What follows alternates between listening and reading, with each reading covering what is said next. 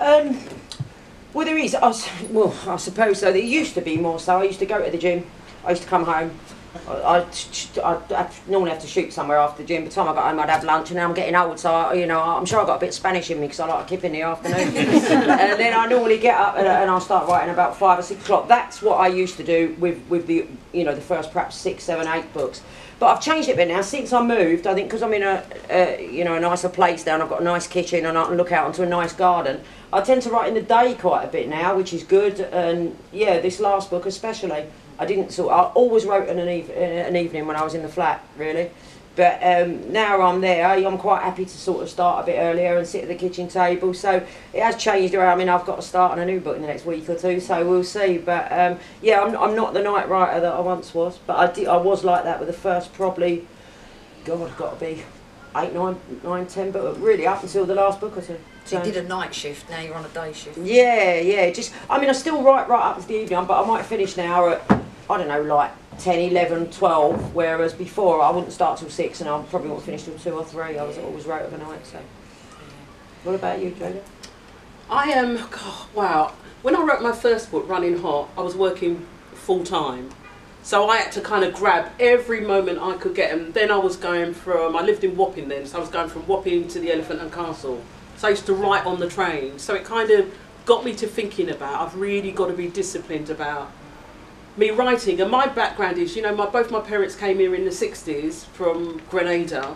My dad was a fisherman before he came to England. My mum was here she got here when she was about 16, ended up working at Mile End Hospital. And they worked hard, so I've got this real work ethic. My parents didn't come all the way over here for me to doss around and do sod all, basically. So my typical days, I get up at 7 o'clock, I have my tea and do all that, and I'm sat at my computer from 7:30 until about 2 o'clock working. And I always make sure, because I'm getting older now, we're both getting older, I have to get up and stretch now, whereas before I could just bang away. And I'm a visual learner, which means that I see my characters in my head, I see the scenes in my head. So when I'm writing, I'm just not even in my room anymore, I'm just with the characters. And so I can really write quite a lot of words by that time. But what lots of people don't know is I don't write my books anymore on my own. I write them with my partner, Tony, who's here, and we're very different. Give us a wave, Tony, don't be shy. And Tony is different, so as soon as I'm winding down, because my brain just goes dead at 2 o'clock, Tony comes to life and he works a bit like you used to, in the evening and the night, whereas I just drift off to watch Netflix and you got a brother, Tony, I could do it. Perhaps you got a bit of Spanish and everything. Yeah. But I've realised I had to be really disciplined. When I started writing, it really was, if I want to do this, get on and do it. And in order to do it, I've got to treat it like work, like it's a job, like somebody's paying me. You go to the office and you work your 9 to 5.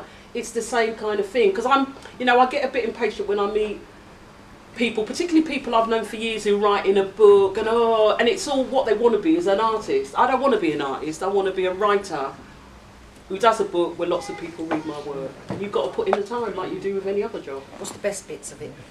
Best parts? You can have a nap at 2 o'clock? Yeah, the best parts are, obviously in the winter when there's snow and it's sitting down in the rain, you ain't got to go out, have you? Do you know what I mean? You just look out and... Yeah, I wish I had a bus stop outside so I saw them all getting wet out there, actually. But, no, obviously, you work in your own time. It's an hard job, though. I don't think people realise, especially when you are properly published, the editing side of it, it's very, very difficult. And you have to do everything yourself. Nobody does anything for you. And it's, sometimes, I wouldn't wish I was self-published, but it is an easier way to do it, as in you can just finish a book, you're happy with yourself, and you can put it on the internet. Do you know what I mean? Where it goes through so many stages. Like, I was lucky with this last one, and it's the less editing I think I've ever had.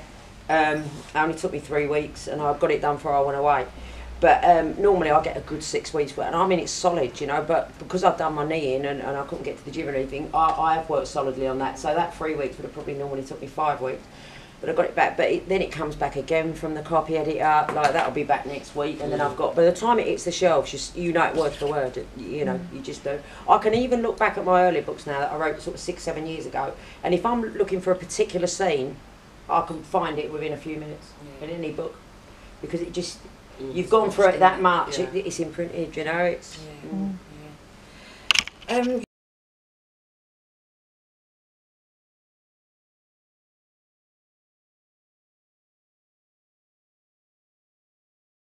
People that do like the genre that we write in, and I just don't see why it should be looked down upon. You know, and it is. Don't you feel it, Drita? Because and I say it quite openly. You know, when I was on Loose Ends the other day, and I said I was, you know, one of the reasons I wrote this book was to celebrate the way that people from those communities speak. Whereas when you talk to people, they'll go, "Oh, it's a bit mockney-cockney," or "Wasn't it a laugh when they were saying this slang, using that word and this," and it really, really, really winds me up something chronic, really. But I think we're living at a time when more people are saying that, and so more people will have to take it seriously. Take, for example, you know, Martina's work. What's Martina sold? 50 million books, and I don't think Martina's still won an award yet. no, You know, I think she won one for the tape. I think she got an award. I think she did not one of the big awards. Oh no. Say, for example, say the Bailey or Stroke Orange Women's Prize.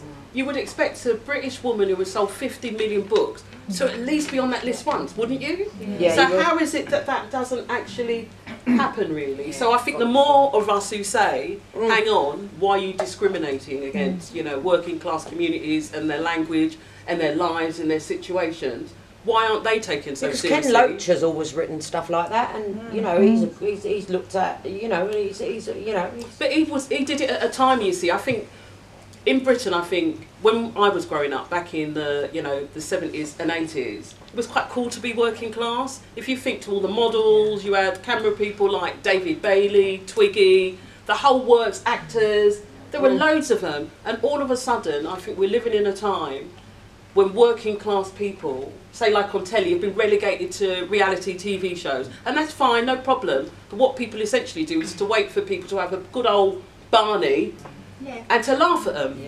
All the art shows, are there working class people on those? No, when you turn on Radio 4, you know, when I used to do Radio 4, I still do a lot of Radio 4. Do you know how many emails I used to get from people asking if I had a problem with my voice? Did I have a speech impediment? You know, really? Yeah, because you know, in the East End, we don't really do the, you know, the TH sounds. It's all F's, isn't it? For everyone to, you know. And, oh, if you've got a problem, if you have got a problem, I'm really sorry about that, you know. Yeah, this is the reality. So, in the end, I made a programme for Radio 4 about it, really. But I think we're living at a time now where people are standing up and saying, hang on a minute, something's not right here, something's got to give. So the more you say it, the more people will have to listen. Oh, I love it that people, you know, I mean, obviously, you know, I've lived on council estates and that, like, for years myself.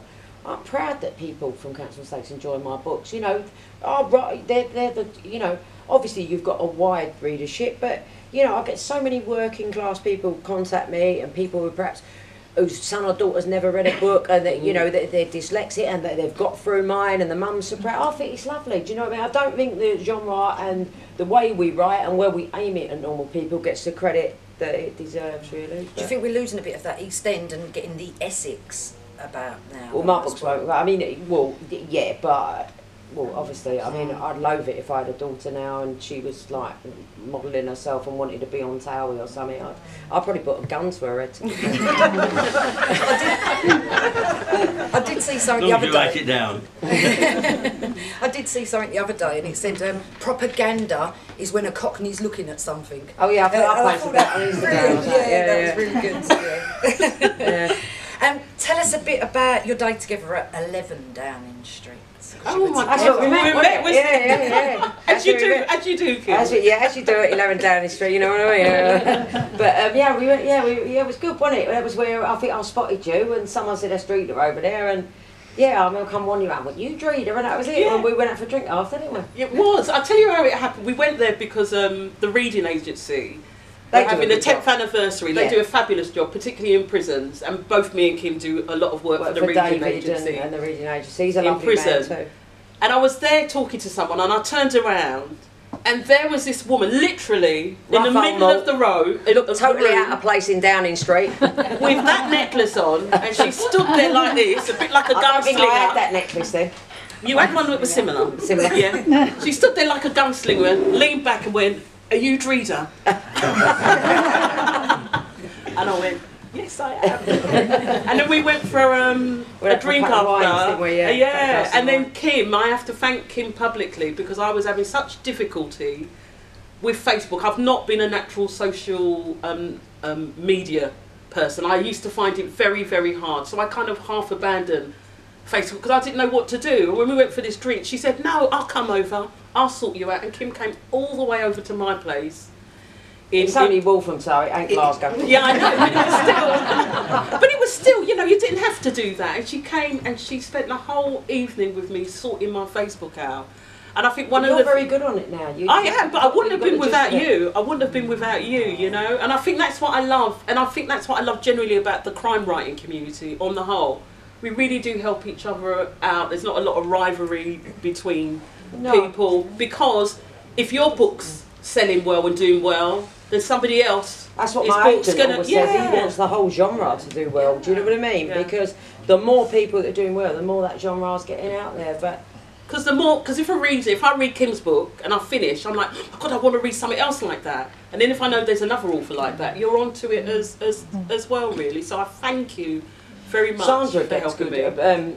You know, I've a few people I know that have said Sandra's are good, so you'll have to try hers or something, because I mean, I'm not a reader now, as you know, do you know what I mean? I don't read anything, but yeah, I mean, I've seen quite a lot of my readers that have enjoyed Sandra, so try it. We sort of got the staff trained when we first opened it. We've been here for about 6 years this month, haven't we? Yeah, 6 years next month. And obviously staff read their own sort of books, but they've all been trained in the Kimberly Chambers link. So if they come, I've read everything by Kimberly, and we just have this. All the staff just know who they're now to recommend. That's what Pat used to do in the bookstore, because that's how I met Pat years ago. She's like my adopted mum now, bless her. But years ago, I used to go when Martina first came out, and I love Martina's, but I used to go up to Pat on the bookstore, and I used to say, like me and my mum, we used to go like, what else you got like? And that's how we found Manda Sue, and you introduced me to Leslie Pierce as well. I know obviously she's not so much like Martina, but I read all early books, and yeah, I mean, I'm good friends with both of them now. You couldn't make it up, really, could you? Kim, could you give us an insight to Backstabber? Oh, do you know what? I'm really, well, put it this way. I mean, my editor, who never praises me, she likes to sort of, you know, keep me busy, and she never gets back to me with the editing. She gives me the editing, and she'll never get back and say, "Oh wow, that's good." Well, I was on my second day in Benidorm, and I've got this text, and she said, just going through the edit, she went, bloody brilliant. She went, enjoy your holiday, you've deserved it. I mean, it was very difficult to write it. It was to bring two series together, because obviously it's 4 in one series and 3 in the other. To link them together, I had to go back and read The Feud, the Traitor and the Victim, because I didn't make any notes with it. The Trap and the rest of the series I did make notes with, but not, you know, I didn't have to go back and read any of that. But it was ever so difficult because you've got to cut out certain characters. There's too many characters. You've got 2 families, with, you know, with grandkids, kids and everything. So I had to have a big killing spree in about chapter 3. It's got to be done, hasn't it? You know, where some nutter runs in and just blasts everyone away who I can't be bothered writing about anymore. So that was good. So I got rid of a few that way. And then what I decided to do, because obviously we'd had the story in Tainted Love of the sort of Vinnie, Michael and Bella triangle, and we'd had Katie in it and all that. We've done that, so you don't want to do it again, it bores people. So what I did, Bella's not really in it that much. She's mentioned a few times, she had a couple of scenes. Katie's not really in it that much. I focus more, the book is more about Eddie Mitchell, Vinnie Butler, and I had to link the families romantically. It was the only way it was going to work. So I put a romance in there. I won't tell you what because I don't want to give anything away, but the families link romantically, but it sort of does, you know, it's got to be about Frankie Mitchell getting her children back as well, because so many people have written to me over the years, what happened to the kids, what happened to the kids, because obviously the gypsy kids came back and we never really saw what happened to them. So yeah, it's a lot, little Vinnie, Frankie, Eddie, and Vinny, it's mainly, but obviously Queenie's got a big part, and you know she hooks up with Joyce. I don't remember Joyce and Stanley. Do you remember? She used to like say when he was the one with the pigeon. She used to go, "Where's your granddad? Out in the shed playing with his cock." Yeah, so they're back. Do you know what I mean? Joyce is funny in it because when they first meet the two, they loathe one another. She thinks she dresses too young. She thinks she's an ugly old cow, and they don't like one another. It's like an instant dislike where they're both sort of, you know, same type, but then they bond. So I mean, the humour. I've got the humour again there with them two because they work well together. So Yeah. but yeah. So I mean, well, I mean, I had to wrap it up really. Don't get me wrong. But I think they were two series that have been very popular, and I think they needed a proper ending. And my editor wasn't, when I first said I want to do this, I think she was, do you know? But I think I've done it. I've wrapped it up. I can always go back to it if I want at some point, but it won't be for a long while. As I said to you, I'd rather do the prequel than go. I might even, it might be left there forever, but I think I've wrapped it up. I've answered every sort of question really. Then again, I'm bound to get some people emailing me saying, well, what's happened to this one? It's weird though, because I don't know if anyone noticed that I read like the wrong tale. The only character I can't kill off, I couldn't kill Fred off. I couldn't kill the dog off. I can kill the kids, I can chop the aunts up, I can kill everyone, but that dog, he had to wander off to Collier Road with the other little doggy and live happy ever after. Couldn't kill him off, do you know what I mean? You had a lot of public saying when you're going to do that, tie up the Mitchells and O'Hara. Yeah, well, I mean, and it just came to me because I put Eddie. Well, I think it came to me a few books ago because I started to mention the Mitchells more, and I couldn't mention them that much because obviously the Butlers have never been in the Mitchell books. But I just thought to myself, well, let's do it all together. I mean, it was hard though. It was hard, but. I'm really pleased with the. I mean, the only thing I will say, obviously, you can't leave it on a cliffhanger because it is like we had the big wow in Tainted Love, and then we go on again. You can't do that this time. It's got to be. But you know, I'm still pleased with the way I left it because I've left it in a Kimberly Chambers way, really. But it's got that ending. I think the reader will be happy with that. So. Yeah, and Drada, I've read the Gangland Girls trilogy. But I've not read Blood Sister as yet. Tell us a little bit about the Flesh and Blood trilogy. Oh, okay. Well, Blood Sisters. Blood Sister, yeah. Is out and about. And I wanted to, because I've been writing my thrillers, and I'd had an incident in prison where I'd met a prisoner.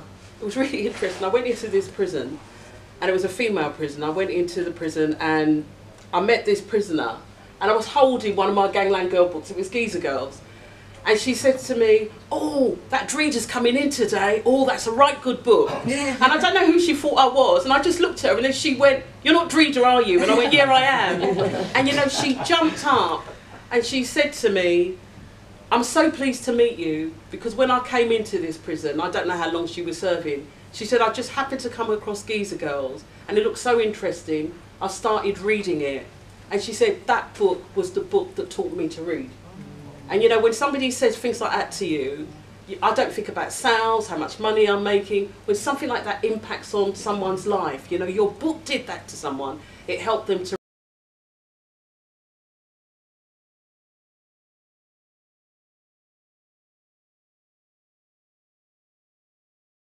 want to go back as well. People saying that their children are dyslexic. First book they've ever read. It's brilliant, and I think it's really nice. Of course it is, and that's what reading should be about as well. It should really impact on people.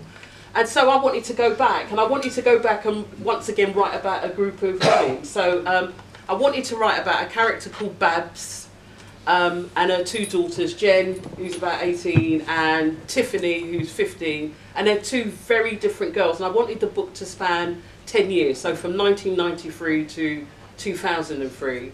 And Tiffany is a right, you know, I don't want to give too much away if you haven't read it, but Tiffany is, you know, short haircut, trouser girl, you know, don't wear makeup. Yeah. And that's how I am a bit. I like my makeup, but she can't stand that. And really, she's kind of struggling with her sexuality as well. You kind of find out. I've given up on the whole lot of them.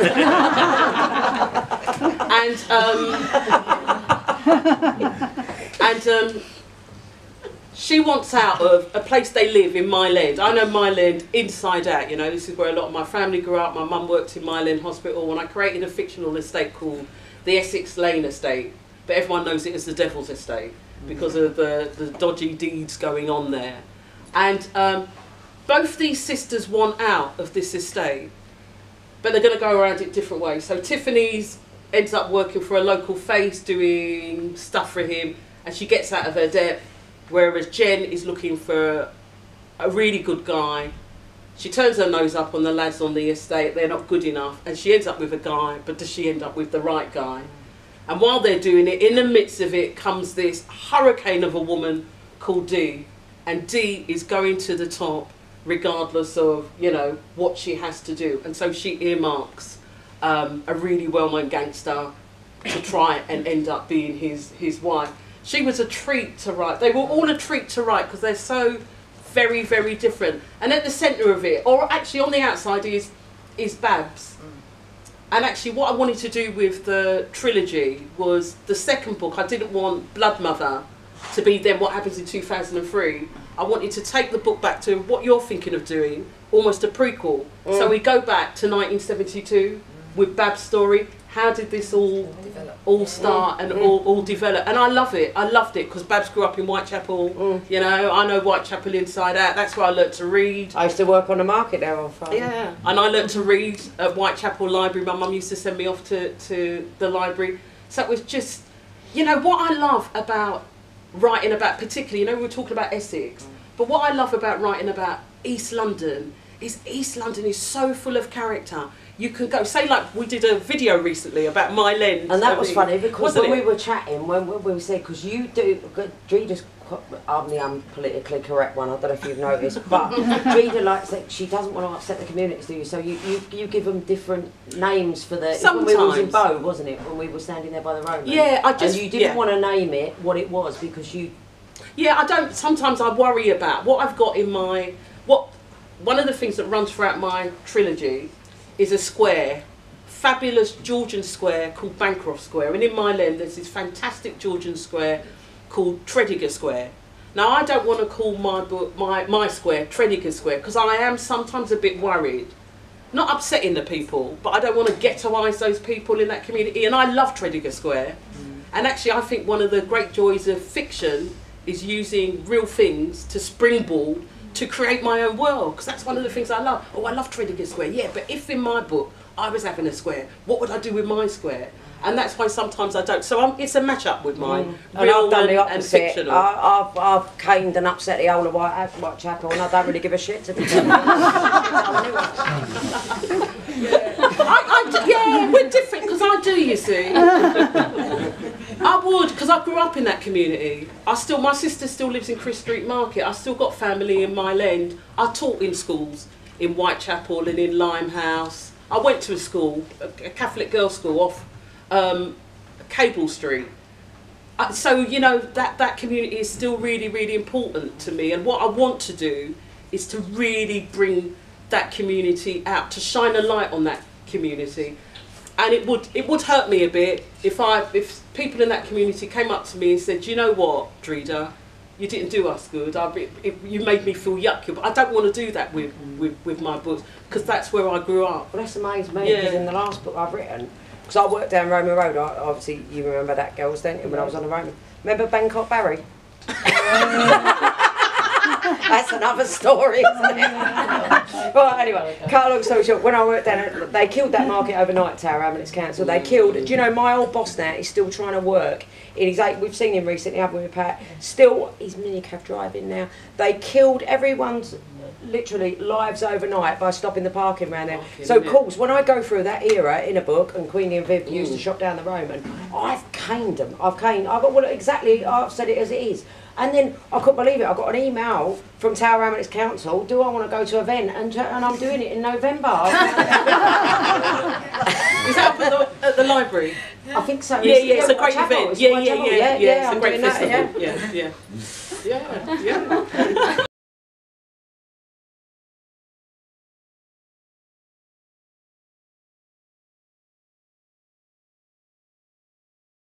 You have appeared on news channels, breakfast TV, Question Time, Bit like me. on radio. You're a guest speaker, you're a journalist, you've received awards for your books, you're a trustee, you're a patron.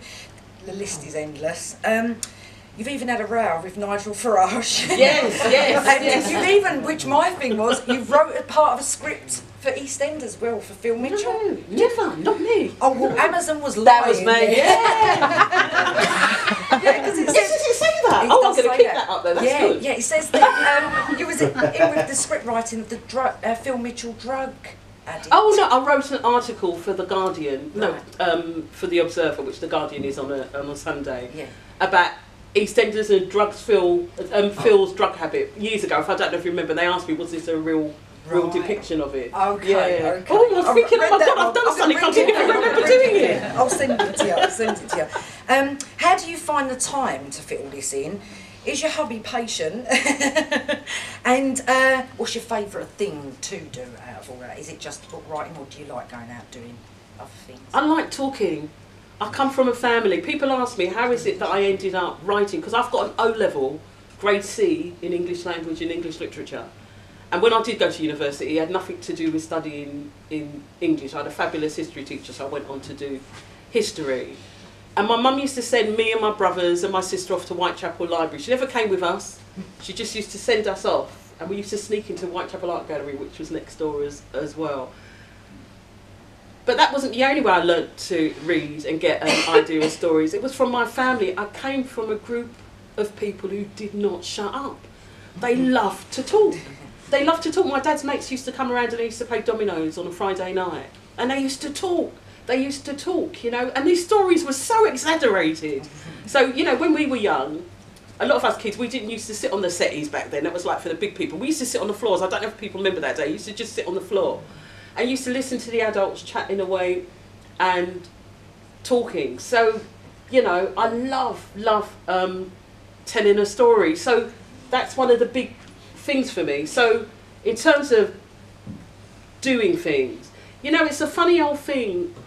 I was very successful as a teacher, and I became a deputy head teacher, and I worked in local authorities as an education consultant. And I was what you would call driven. And it's a word, if anyone says the word to me, driven now, I move like 10 paces back. Because I was so driven, I used to get up early and get to work before it was open, and I realised after a while, I was literally driving myself over the edge. And that's what driven to me is. And so one day, so the job I was in, I left, I went travelling, I came back to make sure Tony hadn't destroyed the house. And I thought, right, I'm going to take this writing seriously. This is what I'm interested in all its forms. So I love the writing, I love the journalism. Me and Tony have done bits and pieces for TV with various people. We love all of that. And if you're going to take something seriously, you've got to give it the space and time. So we literally checked our finances.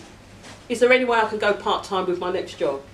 And I went, yes. So I worked part-time for about 7 years. And then the last time I left, I worked freelance for a while, and then I thought, this is it. I'm going to be a full-time writer now. Take the jump, yeah, and it was at a time when I was being paid a wagon load of money in local authorities, and I took a huge pay cut. But for me, what is the thing? Is it to live your life, or is it just to getting money, so much money, and actually you're getting so much money working all kind of hours, you don't even have time to spend it. And you know? it, yeah. And to tell you now, the quality of life that I live is just so great. It doesn't measure up to kind of all that money. So I love doing all those things. Yeah. But I do like a good old natter and talk. And that's why people invite me on shows, because I like to chat and I like to talk. And I've got strong opinions about things. Very strong opinions. I think you learn a lot as a kid, like when you eavesdrop, listen to those Yeah, adult of course you do. conversation. You learn quite a bit as well, don't you? Pair of you, how do you choose your character names? They just pop out the blue? Do you have favourite people? Do you name someone that you don't like because you don't like them from the past? No, I haven't. Well, actually, I nearly did, didn't I? I nearly put Paul in a book. No, we'll leave that one. I mean, when you're looking for a villainous family, you want a strong villainous surname, and you want a strong. Queenie was strong, Vivian was strong, you know, Vinny. Like, you've got to look something that goes, you know, that was popular in that era when they would have been born. Something like Eddie Mitchell, you know, same sort of thing. But Yeah, I mean, obviously, when I put the Not Rights in down at Eastbourne with the in the thingy next door where she thought they were swingers, they're going to be on, and like the people over the fence, they were Doe and Roger. You've got to pick a name that's. I'm saying that I've got an uncle called Roger. He was a financial advisor, but you've got to try and put a name that suits. I think I hope there's no Rogers in the audience. Thank God for that. But no, I mean you've got to. Well, you just pick a name and something. You know, I remember like in Billy Joe just did like my first book. Like I don't know, like Michelle, where you can shorten it. I like something where you can shorten it. So when you're writing the dialogue, it can be shortened. I think that helps because there's some names that really can't be shortened, or it don't work if you shorten them. So I think it's good to have something. I mean, obviously not the men's, but you know, Queenie can be called Queen. Vivian was Vivi. Do you know what I mean? Yeah, it's good if you can shorten those names, I think, and yeah, especially with the women. It's the same thing, really. I think it's a real East End thing, kind of shortening names. I met this journalist recently who's I've known him for a long time, and then we finally went out for some lunch, and he's called Joseph, and I went, "Oh, you're right, Joe," and he went, and I went, "Oh, is it Joseph?" And he went, "Yes, please," you know. And so I think there are some communities it's just not done, but I think it's a real I'd have got East on well End. with him. He's great. He's great. He's my guardian contact, you know. So it is, and as Kim said, names that were popular at that time. Yeah. Jen, Tiff, Babs. And actually for me, really thinking of, you know, when I was growing up, what were some of the kind of real standout, iconic names that some of the women had on the estate that I would, you know, and strong names. Babs, you know, things that begin with Bert and Der, you hear, you know. Tiff sounds a bit gentle, whereas in reality she isn't, you know. And Jen, yeah, it was a celebration of the names that people I had, but shortened as well. Yeah. What input do you have regarding like book designs, covers, models? Do you have any sort of input in that as well? I don't get so much now. I used to at Random House, but that never did me much good because they couldn't get them in the shop. So, Too big. sorry. Too big. Well, no, you know, no. I mean, to be honest, mate, it's all The, to what is do. that their list is so big that it's they can't concentrate on anything really, can they? No, I don't think Random House do a lot of stuff with the supermarket. I used to get a lot of. No, they don't. They're not very No, good but at apparently getting they're the only commercial. They're not ones. very good at discounting and getting commercial. They don't want to do it, no. But you know, I'll always be grateful for Random House. I wouldn't be where I was now if it weren't for them publishing my first 6 books. Now I don't get so much of a say with my first 6 books. Like my editor would show me the models. Like she might pick 3, 4, 5 and show me them and whatever. But no, now I just get sent the sort of, you know, 1 or 2 and say, what do you think? It's like, I mean, my last paperback is I loathed the model and I loathed the cover. I just didn't get it. But I could see what they were trying to do. They was trying to soften the look to perhaps try and get me out there because the hardback had done so well, and I loved the hardback cover of Tainted Love because it had done so well. They're trying to get me out there. We know all the people that read my books that have rushed out to buy it. So we've now got to try and, you know, get me out to a different audience. So I hated the mint green on it as well. It wasn't me. But I let them go with it because I thought, well, give it a go, and it, you know, it would either work or it didn't. I don't think it did work so well. So perhaps we've got to go back to the drawing board with that. But as soon as I saw, I mean, it's a terrible thing to say. I mean, I don't know who the model was, but like, I looked at that cover and I just thought, I loathed it from day one. I said to my agent, and I said it to my editor. She rang me up. She went, "What do you think?" She even sent it in the post, and I said, she reminds me of a mad Irish baby snatcher that a baby's been left outside a sweet shop and she's come away and drove it, like run off with a pram. Do you know what I mean? And that is my first thought when I saw it, and I still hate it now.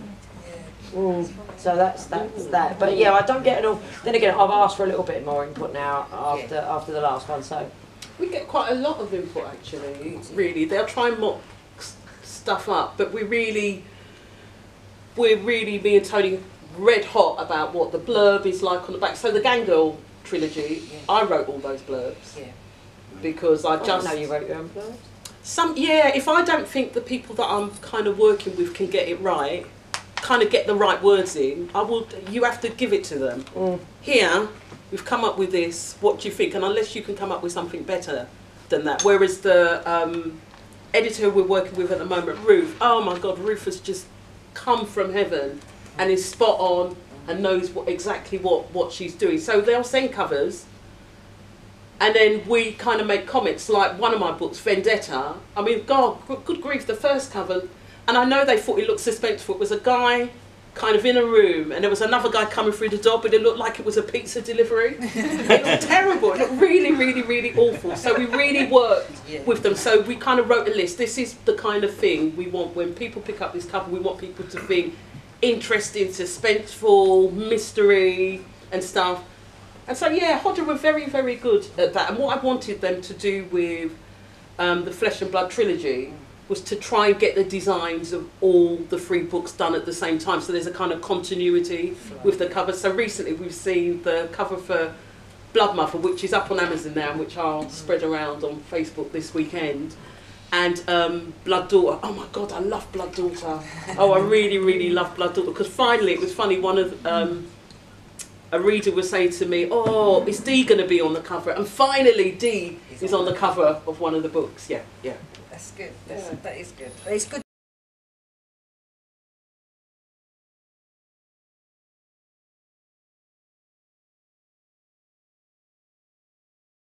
People say, well, who is that meant to be on the front cover? They've just got to get it right and eye-catching. And, you know, as I said, my last paperback, I don't think it was eye-catching enough. But the hardback was fantastic. So, and the Wronged, I love both Wronged jackets. The yellow paperback and the... I had an interesting thing when we did Death Trap, and Asda have been a huge supporter of mine since the Gang Girl trilogy. They've just been such a huge supporter. And so Hodder have always liaised with them quite a lot. And actually they sent them the cover of Death Trap, and at the time it was a certain type of blue. And Asda actually came back and said, this would be much better for us if it was red. So it's not just the authors who have a say, I think sometimes. Oh yeah, the supermarkets. Supermarkets, because the supermarkets in Britain, in terms of book sales, are really, really, really powerful. And in terms of authors kind of getting in the chart, particularly when a book first definitely comes out, which was the problem with you being at Random House and your book's not getting a supermarket. That's not going to be great for you, although you've got a great following on, you know, Amazon and on the digital market. It's only really taken off for me since I went to Arca. Yeah, and you're in the supermarkets, aren't you? Yeah, well, the first book they got in all the what Random House failed to do in 6 books, but it's great because HarperCollins are now taking over that backlist. They've just done a deal for the backlist, so them first 6 books from the 1st of January next year will be published by HarperCollins. So that's brilliant. They'll redesign the covers and you will see them about, which is great because they've never, Little Born Evil's never even been in a shop. And then we'll get people asking, can I have that new one? Yeah, It's been out years. Yeah. Just a couple of quick fire. I know the answer to this one. London or Essex? London. It's going to be London. Yeah. Who would be your desert island date?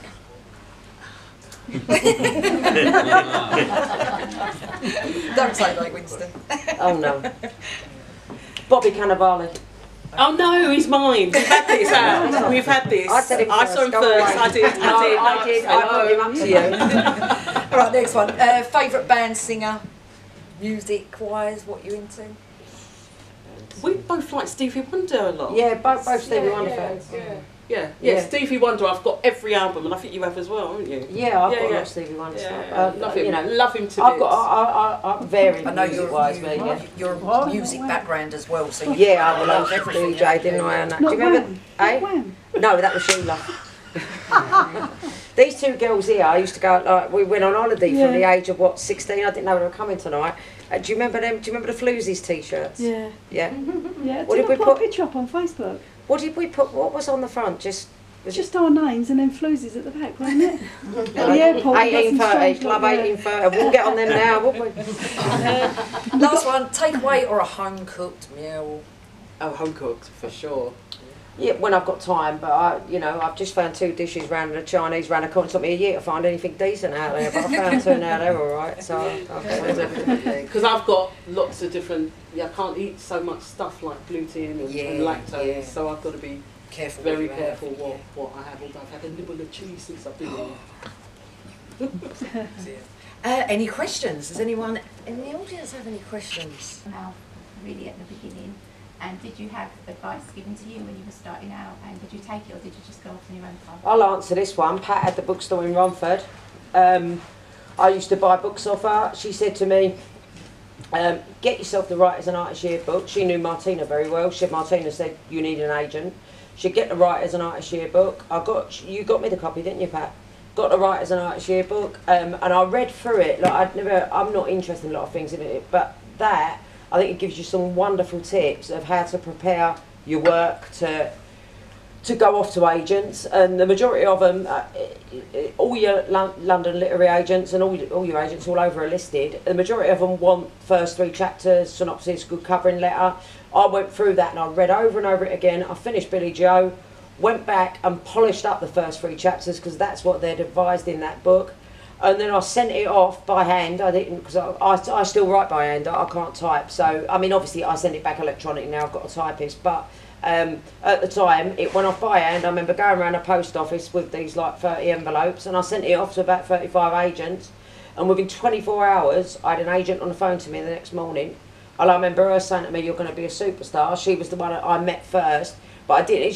She was a nice lady. It's a shame, really, you know. Like, but I didn't end up going with her, and I ended up going. But I have 5 agents interested in, so that would be my advice: get that book, read it, take all their tips in, and go from there, and just send it off to as many agents as possible, because one man's rubbish is another man's gold. Do you know what I mean? And also, you know, I think a lot of people make the mistake. I mean, I remember sending my first, like, I was hoping to get Martina's agent. You think because he's got Martina, he's going to want you. It's the total opposite. It's like my agent now. He doesn't want another author in my genre. He's got me. You know, so I think it's just because you think they've got one, they think, oh yes, they're going to want someone a little bit similar. They don't, you know. So send it off, preferably to the ones that haven't got anybody in whatever genre you're writing. And also, if you go through the Artists and Writers Yearbook, what you'll notice with lots of agents, they say they're not taking any submissions. Forget that. Just send it off anyway, because a lot of them have what they call a slush pile, which is unsolicited manuscripts, and they often employ a reader who will go through that pile, seeing if they can find the next, you know, J.K. Rowling, because that's how she was found as well. And I think that's what Manda Sue did as well, that I understand at Hodder. I think she set us went up. Straight to Hodder. She went straight to Hodder. She went straight to the publisher, ended up on their slush pile. So there were lots of different ways. You know, what I would say to aspiring writers is, it always feels so daunting. Good grief, I could never finish this book. I could never finish it. Keep going. Keep going, but what is it that's going to keep you going? What kept me going was vodka kept me going. I used to drink loads of it as I was doing it. I think for lots of women, we're quite social. So I actually went to a writers group, and it's such a story for me because a friend of mine, I said, "Oh my God, I've got this writers group," and it was up at the Groucho Club, which is really well known up in London, and it's a members club. And I was so scared. I've only got no level grade C, you know. And a friend of mine said to me, "Don't go, don't do it. You won't get in." And I know what she meant by "you won't get in." Come on, don't jump out of your pram. All right, you're a teacher, but you're from East London, really. Your parents left school before they were 16, you know, come on. And it really, really upset me. And a woman who I rang up, Maggie, said, "No, come along, we've got 1 space left for you." And I went along and I was like, yeah, I'm going to get in there, even have to climb through the window. And you know what, when I got there, and I got to the reception, my friend's words come back to me, and I didn't realise it had planted a seed and was growing. And when I went up the stairs to this course, I felt like a tortoise with my head inside a shell. And all I could think is, maybe she's right. You know what, just sit in the corner. No one will notice you. Just kind of do your thing, you know? And I was really lucky that I was in this course where I was starting to grow. And what I didn't realise was Maggie was running the course, was thinking of setting up her own publishing house, an independent press from her house. And a couple of years later, she just contacted me and said, "I've just loved your work. Can we have it for an anthology, the first chapter?" And I'd only got a couple of chapters by then. I really did it well, gave it to her. She came back 2 weeks later and said, "We love it so much." So this is a publisher. "We love it so much. Can we just publish the whole book?"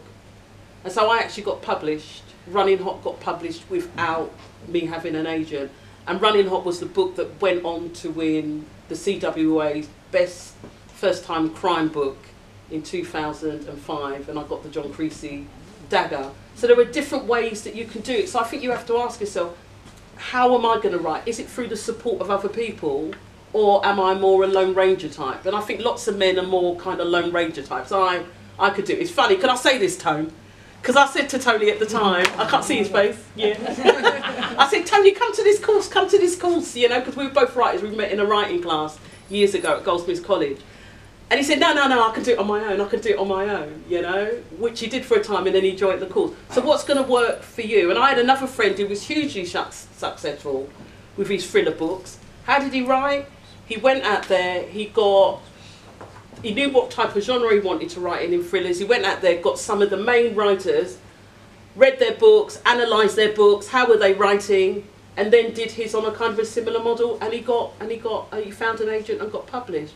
So think, how is it that's going to work for me? But the one thing is, keep going. The writers who don't make it are the ones who never finish. Keep going, and most writers get published on their third or fourth book. So if nobody takes your first book, don't worry about it. If you get your third book taken, you're ahead of the game, because you've got 2 other books in the drawer that now you can work on with your agent and your editor. And the other thing I would say is, if you get an agent, make sure they have an in-house editor, someone who can help you on your work before it goes out to your publisher. Yeah, because you want, when your book hits a publisher, to try and get a publisher, you wanted it to be as polished as possible. Yeah. Any other questions? Okay. No questions? No questions. Well, what we'll do is, I'll just finish up, and then if you want to have a word with Kim or Jada, you can, and you can also grab some more adult refreshments as well. Okay.